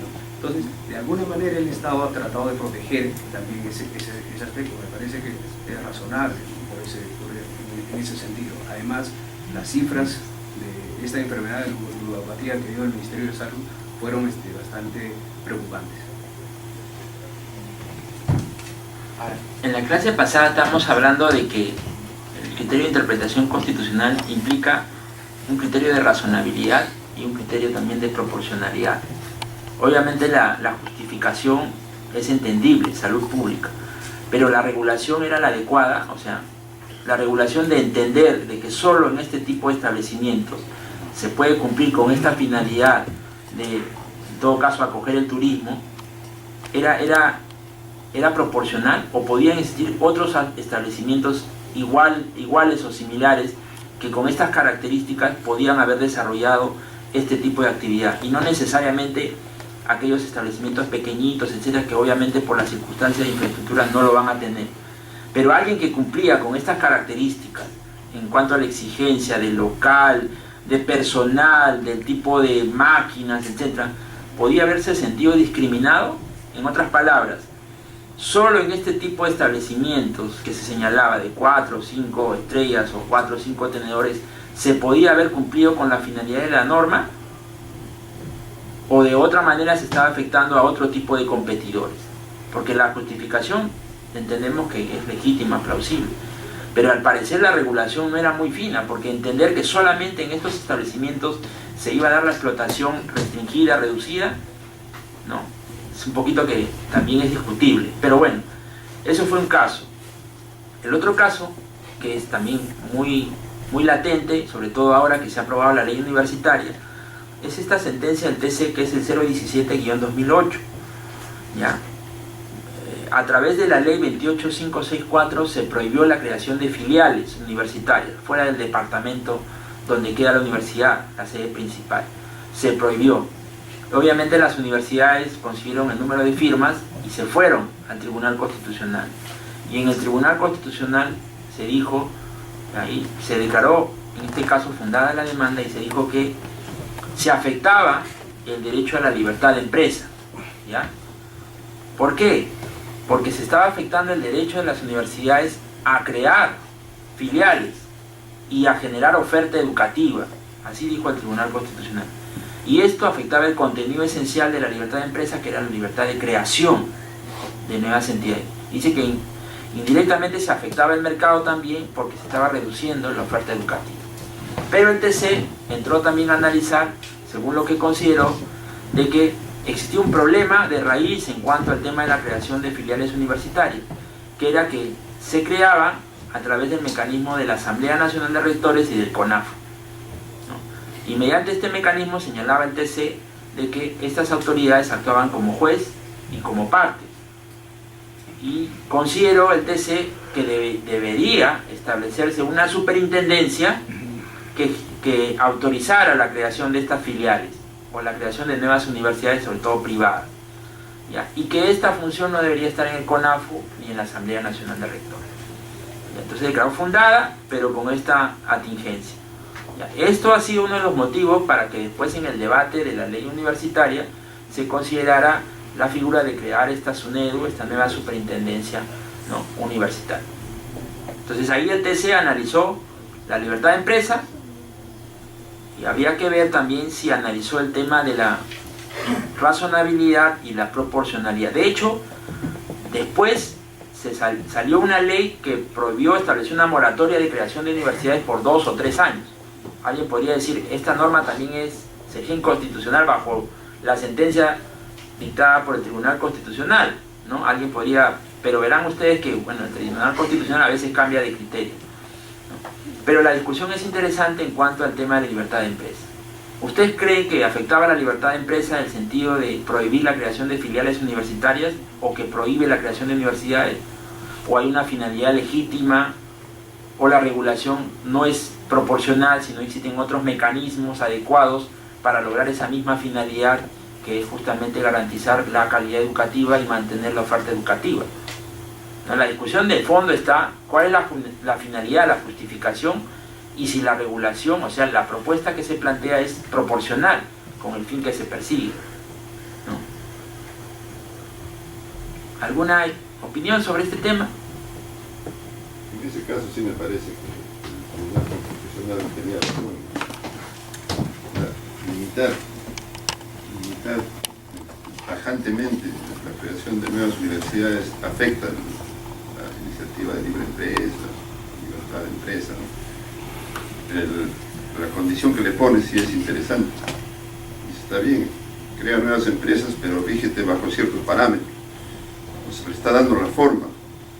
Y me parece que ahí sí el Tribunal Constitucional actúa bien, e incluso eso ha sido ratificado ahora en la nueva ley universitaria, ¿no? Se puede crear, pero bajo ciertos parámetros.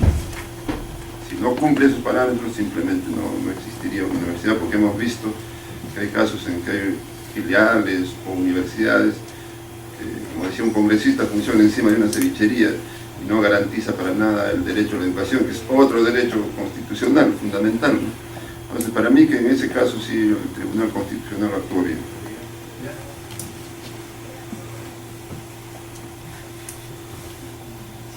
Verán ustedes que en ese caso, si bien no lo dice expresamente, pero el TC aplica el criterio de proporcionalidad.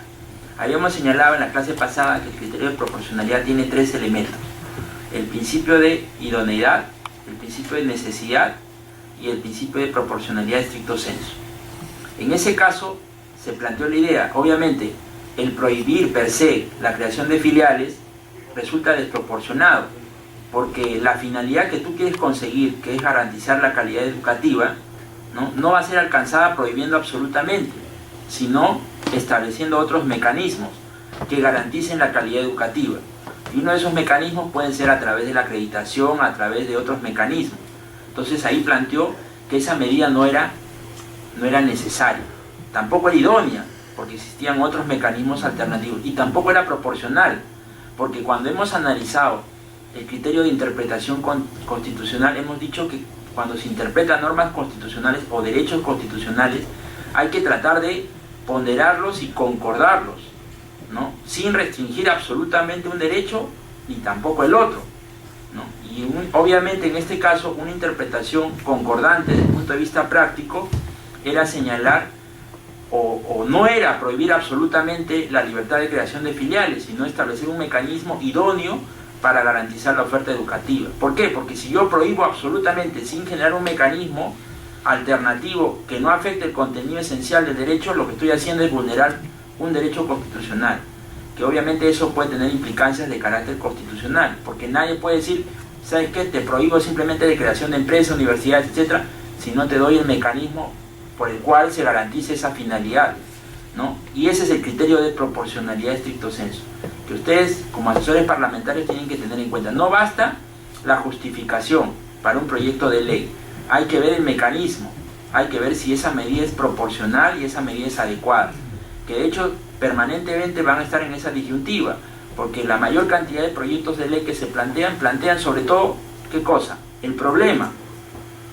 Y obviamente en el problema todos estamos de acuerdo en la falta de calidad educativa, todos estamos de acuerdo en el tema del problema de transporte, todos estamos de acuerdo en el problema de la falta de seguridad, etc.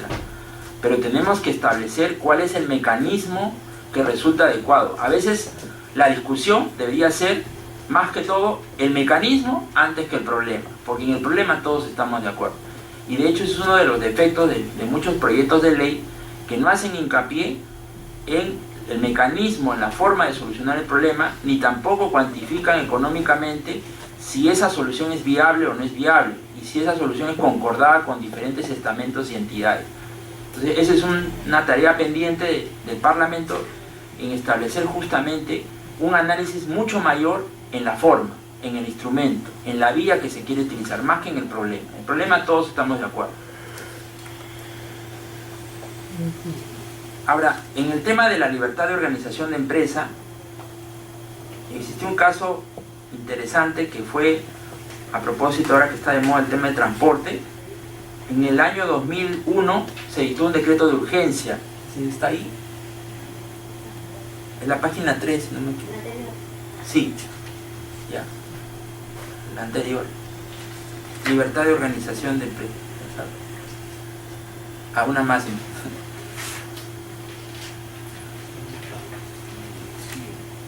No, es la 6, perdón. La 6 de los cuadros. Estoy guiando por la página. La 6. ¿Ya? En el año 2001 se dicta el decreto de urgencia 140-2001. ¿Ya? En la dación de este decreto de urgencia también se invocó el tema de la salud y seguridad, ¿ya? En el transporte público de pasajeros, ¿ya? No, era el transporte de carga, sobre todo. ¿Por qué? Porque existían empresas formales que transportaban carga y empresas informales que también lo hacían. Entonces había una especie de competencia desleal, porque habían regulaciones para las empresas formales y no para las empresas informales. Entonces lo que hizo ahí el gobierno en el año 2001 fue establecer precios mínimos al servicio de transporte de mercancías, transporte de carga. Y las personas afectadas, en este caso ciertos transportistas, plantearon una acción de inconstitucionalidad, porque obviamente se estaba afectando la norma de la Constitución que señala que hay libertad de empresa y que no se pueden fijar precios. Entonces el decreto de urgencia lo que se señalaba es que estas otras empresas no cumplían con la regulación y por un tema de salud pública había que efectuar un mínimo de precios para que no pudieran competir deslealmente con las otras empresas que a su vez por esos precios que eran casi predatorios bajos estaban saliendo del mercado. ¿Y qué hizo ahí el Tribunal Constitucional? Dijo, primer término, todos estamos de acuerdo que hay que proteger un tema de seguridad y salud pública en cuanto al transporte de mercancías y transporte en carretera.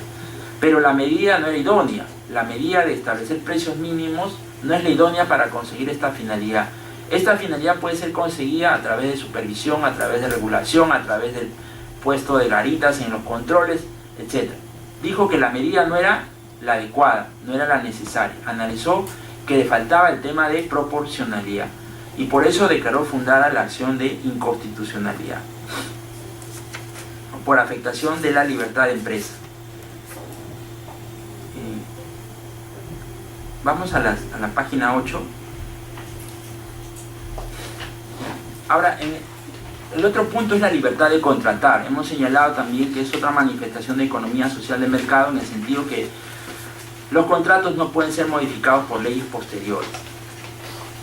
Y la discusión que se planteó acá fue respecto del Decreto Ley 2530, porque hubo una reforma de la Constitución en el sentido de justamente que se puede establecer topes mínimos a las pensiones bajo el régimen de la 2530. Y muchos pensionistas interpusieron acciones de garantía, ¿no?, señalando de que las pensiones eran el derecho de propiedad y que adicionalmente eran derechos adquiridos, y por ser derechos adquiridos no podían ser modificados por normas posteriores, como era la norma de reforma constitucional y después la ley que reguló, que desarrolló esta norma constitucional. Decían que eran derechos adquiridos y que eran derechos de propiedad y que en consecuencia se les estaba expropiando de un derecho que tenían. Este caso llegó al Tribunal Constitucional y lo que señaló en ese caso el Tribunal Constitucional es que, bueno, si bien la Constitución reconoce, ¿no?, el tema de la libertad de contratar y la intangibilidad de los contratos, propiamente dijo de que en este caso estamos hablando de un derecho pensionario, que no tiene que ver con la libertad de contratar, porque no es un contrato, ni tampoco tiene que ver con un tema de carácter de un convenio entre las partes, porque las pensiones son establecidas por el Estado. Pero sí tiene que ver con un tema respecto de la aplicación de las normas, y dijo de que no puede entenderse que la Constitución haya reconocido un régimen de derechos adquiridos, porque los derechos adquiridos son para el tema de contratos, y en este caso no estamos hablando propiamente de un contrato.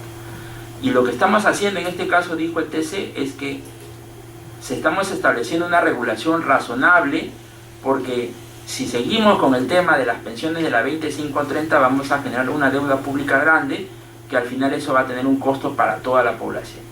Pero obviamente los topes que podamos señalar, que se puedan señalar en el tema pensionario, deben ser destinados justamente a aquellos propios pensionistas de estos regímenes que no tienen ese mismo ingreso económico que sí tenían aquellos beneficiados por la 2530. Entonces dijo que la norma no era inconstitucional y ratificó que la norma era constitucional. A partir de ahí se consideró que ya no existen derechos adquiridos, ¿no?, salvo en el tema del régimen de contratos, ¿no?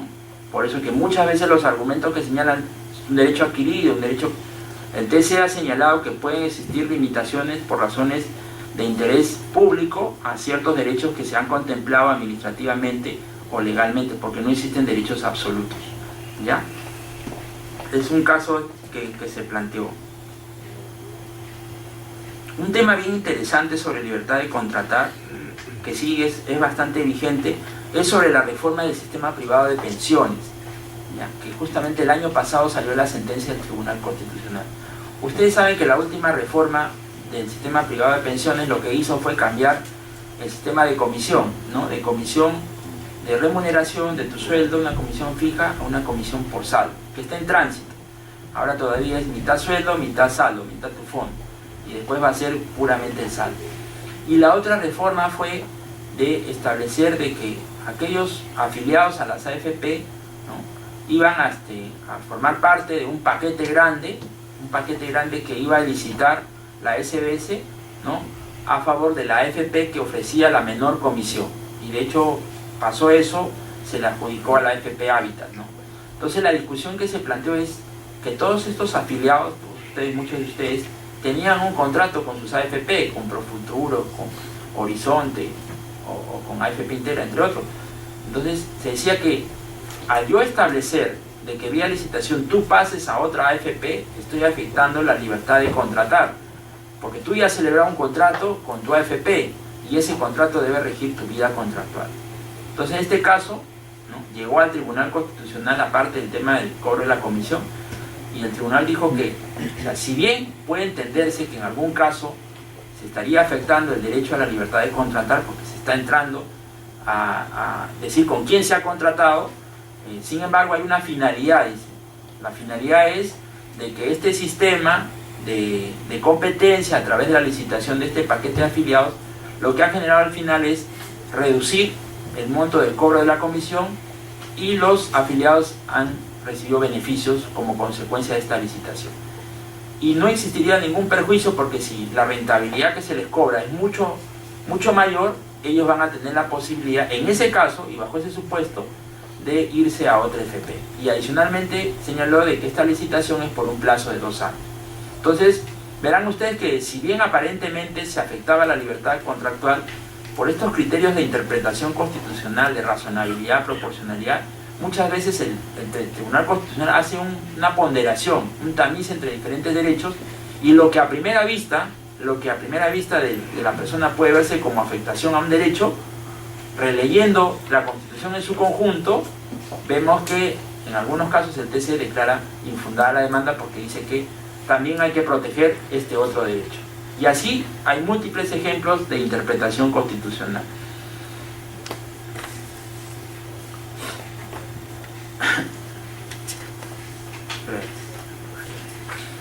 Bien, ahora sobre los derechos sociales y económicos. Los derechos sociales y económicos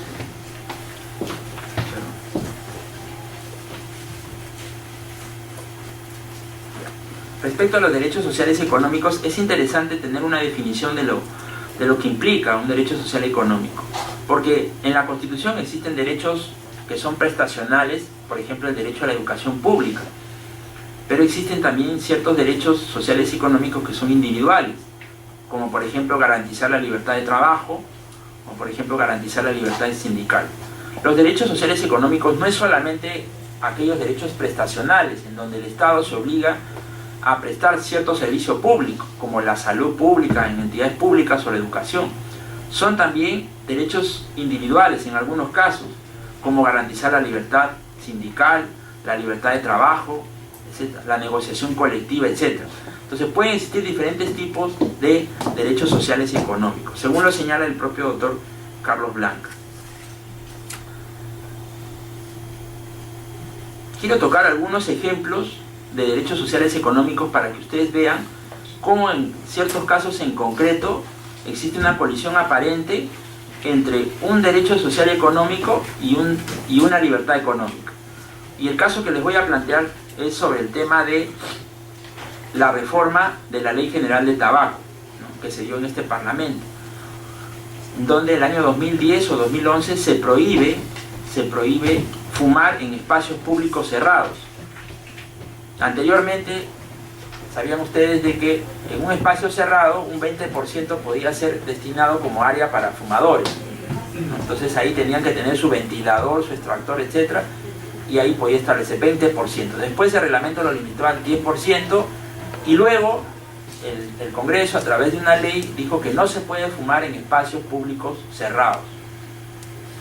Y obviamente acá la empresa que produce tabaco, ¿no?, a través de las firmas que recopiló, planteó una acción de inconstitucionalidad. Dijo que acá se afecta mi derecho a la libertad de empresa, mi derecho a la libre iniciativa privada.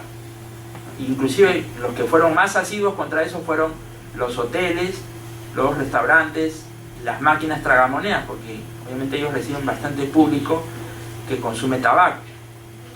Entonces llegó al TC, y bueno, la otra parte lo que argumentaba es que había que proteger la salud pública, que el tabaco lo que generaba y afectaba era a otros clientes, a otras personas, y que adicionalmente generaba costos para el Estado, porque generaba costos de salud pública, costos médicos, etcétera, porque mucha población va a ser atendida en hospitales públicos, y eso a su vez es una carga para el Estado. Entonces llegó al TC, y justamente esta discusión, ¿no?, libertad de empresa o el derecho de los consumidores al bienestar. Y el TC dijo, bueno, la norma es constitucional, porque si bien se estableció una restricción a la libertad de empresa, en cuanto al régimen propiamente de cada establecimiento, existe de por medio una finalidad legítima. ¿Cuál es la finalidad legítima? Proteger la salud de los no fumadores. Entonces alguien se preguntó y dijo, bueno, ya, si tú proteges la salud de los no fumadores, ¿por qué no creaste un sitio exclusivamente para fumadores? ¿No? Eso no lo discutió el Tribunal Constitucional, ¿ya? Pero indirectamente se pronunció y dijo, sí, pero la finalidad no es solamente proteger a los no fumadores, sino también proteger a los fumadores. Porque indirectamente, al establecer la restricción de fumar en espacios públicos cerrados, yo estoy desincentivando que los fumadores fumen. Y adicionalmente estoy reduciendo los costos para el Estado en cuanto de salud pública. Pero la discusión es si efectivamente el Estado debería proteger a aquellos que efectivamente quieren fumar, ¿no? Y si una medida proporcional y adecuada con eso hubiera sido establecer sitios solamente para fumadores. Obviamente, del otro lado alguien podría decir, bueno, si se establece sitios exclusivamente para fumadores, se está afectando mi derecho de no fumador, porque yo quisiera también ir a este tipo de establecimientos. Verán ustedes que el tema no es tan sencillo, entonces hay que ponerse a veces en el caso en concreto para ver cuáles son los intereses en conflicto y cuál es la regulación más adecuada, ¿no?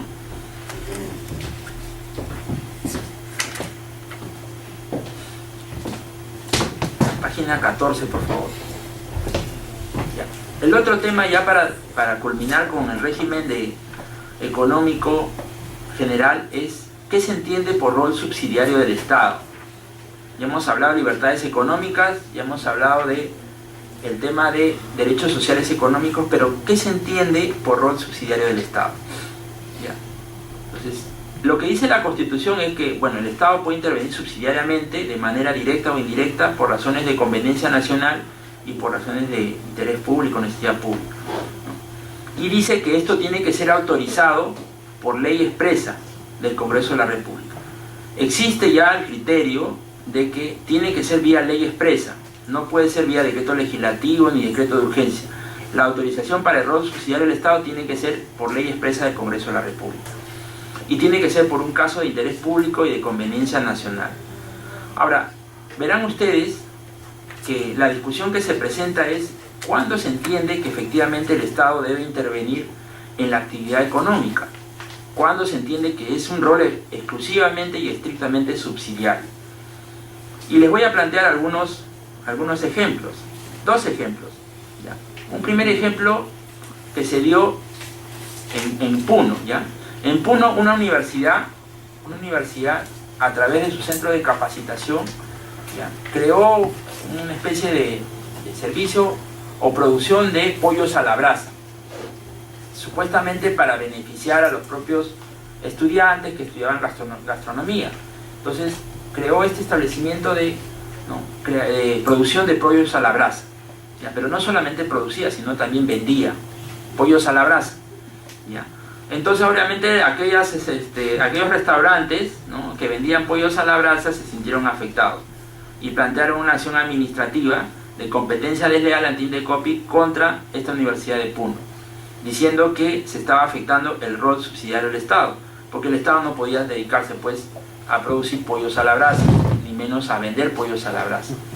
Entonces, en esa sentencia que llegó en el tribunal del Indecopi, el Indecopi desarrolló algunos criterios sobre el rol subsidiario. Obviamente declaró fundada la acción correspondiente, porque obviamente en este caso el Estado estaba interviniendo en una actividad donde había oferta privada, ¿no? Y dijo ahí en este caso el TC algunos pronunciamientos de que el Estado puede intervenir cuando no existe suficiente oferta privada, ¿no?, cuando no existen suficientes empresas que brinden ese servicio.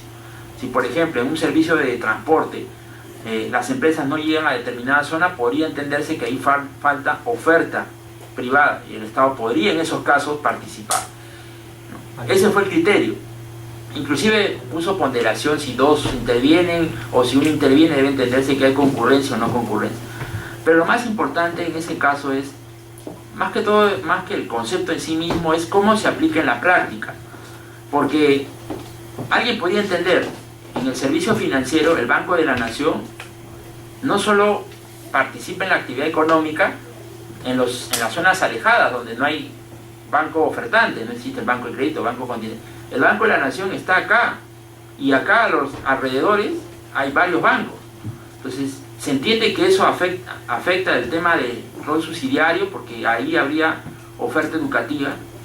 Alguien de manera general podría entender de que en estos casos el Banco de la Nación está actuando en competencia desleal con los privados, porque el Banco de la Nación debería solamente estar ubicado en la Amazonía, pues no, o allá en Puno, en la zona donde no hay nada, ¿no? En la zona de frontera me refiero. Pero no es así. Algunos quisieran verlo así, por cierto interés, en el caso en concreto, interés de otro tipo, ¿no?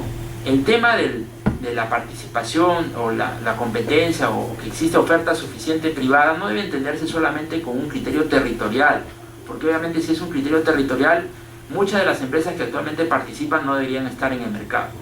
Debe también entenderse con un criterio subjetivo de aquellas personas beneficiadas. Obviamente si son pensionistas, si son personas que reciben ingresos medianos y pocos, ¿no? O son jubilados, ¿no? Los privados obviamente no van a tener productos que oferten para esas personas, y el Banco de la Nación podría ofertarlo.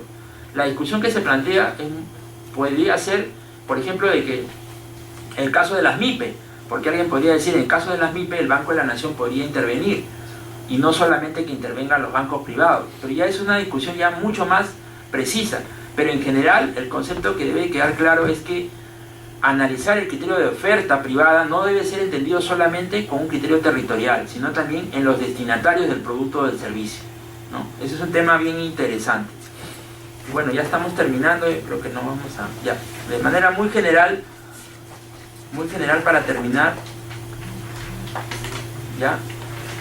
En cuanto al régimen tributario, es interesante, página 17, que ustedes revisen la sentencia del Tribunal Constitucional, pero lo más importante en el tema tributario son dos principios: el principio de reserva de ley y el principio de no confiscatoriedad. El principio de reserva de ley significa de que las modificaciones o la imposición de obligaciones tributarias solo se pueden dar por ley del Congreso o por decreto legislativo, ¿no? Mediante delegación de facultades. No existe otro mecanismo para establecer obligaciones, ¿no? De parte de los contribuyentes. Entonces, ahora la discusión que se plantea ahí es, obviamente, hay ciertos límites, ¿no? Por ejemplo, ¿qué pasa si se fijan las tasas en vía de reglamento y no en vía de ley? ¿Qué pasa si se establecen los agentes de retención o percepción en vía de reglamento o resolución de SUNAT y no en vía de ley? Y así se pueden presentar múltiples casos, ¿no? El TC ha dicho que, bueno, obviamente tiene que estar previsto en la ley, o en todo caso, si se trata de la fijación de una tasa, los parámetros máximos y mínimos tienen que haber sido establecidos en la ley, y el reglamento ya dentro de esos parámetros tendrá que precisar. Pero la discusión que se puede presentar es sobre todo en el tema de agentes de retención o percepción, porque el Código Tributario y la Constitución misma dice que las obligaciones se establecen por vía de ley. No obstante, en algunos casos ha pasado que los agentes de retención, el tema de detracciones inclusive, ha sido establecido por vía de decreto supremo y en algunos casos por resolución de superintendencia. Y habría que discutir en ese caso el principio de legalidad o no.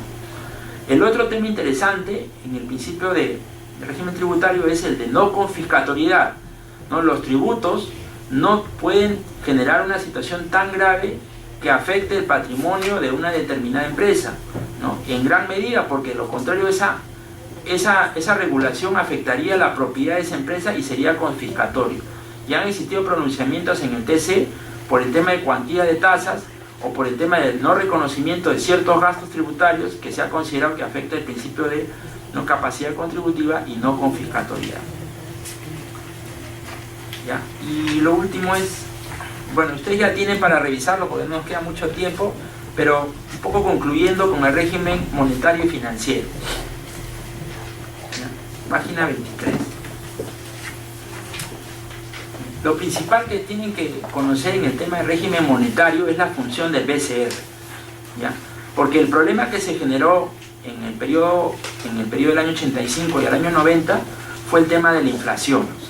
Y la visión que tuvo el legislador constituyente respecto al BCR fue justamente una especie de aversión a esa concepción que hubo el año 85 al año 90 en el sentido de la inflación y todo el régimen de emisión inorgánica que hubo. y el constituyente le encargó la visión fundamental al BCR de controlar la inflación. Entonces alguien podía discutir que el BCR debe tener otra función adicional de sacar más moneda para promover mayor desarrollo económico, para en casos de crisis emitir más moneda y esa moneda generar más dinero en los privados, y esos privados a su vez van a despegar la economía. Pero esa función no le dio la Constitución al BCR. Por eso que la función fundamental del BCR es el control de la inflación. Y verán ustedes que cuando el BCR ve que se va más allá de su línea meta de inflación de 2.5 o 3%, ya comienza a restringir la emisión de moneda, comienza a establecer una cierta regulación. Por eso que se considera de que la visión fundamental del BCR es el control de la inflación. Después ya son otras funciones secundarias como la emisión de moneda, etc. Pero esa es la función fundamental. ¿Y cuál es la función entonces de la SBS? Si la función del BCR es la estabilidad monetaria, el control de la inflación, ¿cuál es la función de la SBS? ¿No? Que supervisa a los bancos. ¿Cuál es la función? La función de la SBS no es la función respecto de controlar la inflación, sino la función es la estabilidad de los bancos. ¿Y qué significa estabilidad de los bancos? Lo que señala la Constitución, la protección del ahorro. Significa que la SBS tiene que ver la solvencia de los bancos, que los bancos cumplan con el patrimonio, que tengan el suficiente capital, que tengan la suficiente liquidez que permita, ¿qué cosa? Que cuando haya una situación de emergencia, poder pagar a sus clientes. Y si no hay los suficientes recursos, que la SBS a través del Fondo de Garantía se respalde el depósito de los clientes. Esa es la visión fundamental de la SBS. La SBS no tiene otra función más que ver la supervisión de los bancos y la solvencia. Cosa que últimamente un poco ha cambiado, porque aparte de esa función, se le ha dado temas de función en el ámbito del consumidor, pero esa función ya es compartida con el INDECOP. La visión fundamental de la SBS es la solvencia de los bancos y de los seguros, y adicionalmente después se le ha dado la supervisión de las AFP, pero bajo esa misma lógica, la solvencia de las AFP que cumplan con sus obligaciones. Y bueno, eso sería básicamente todo. Bueno, habremos un poco cumplido con la finalidad. Muchas gracias.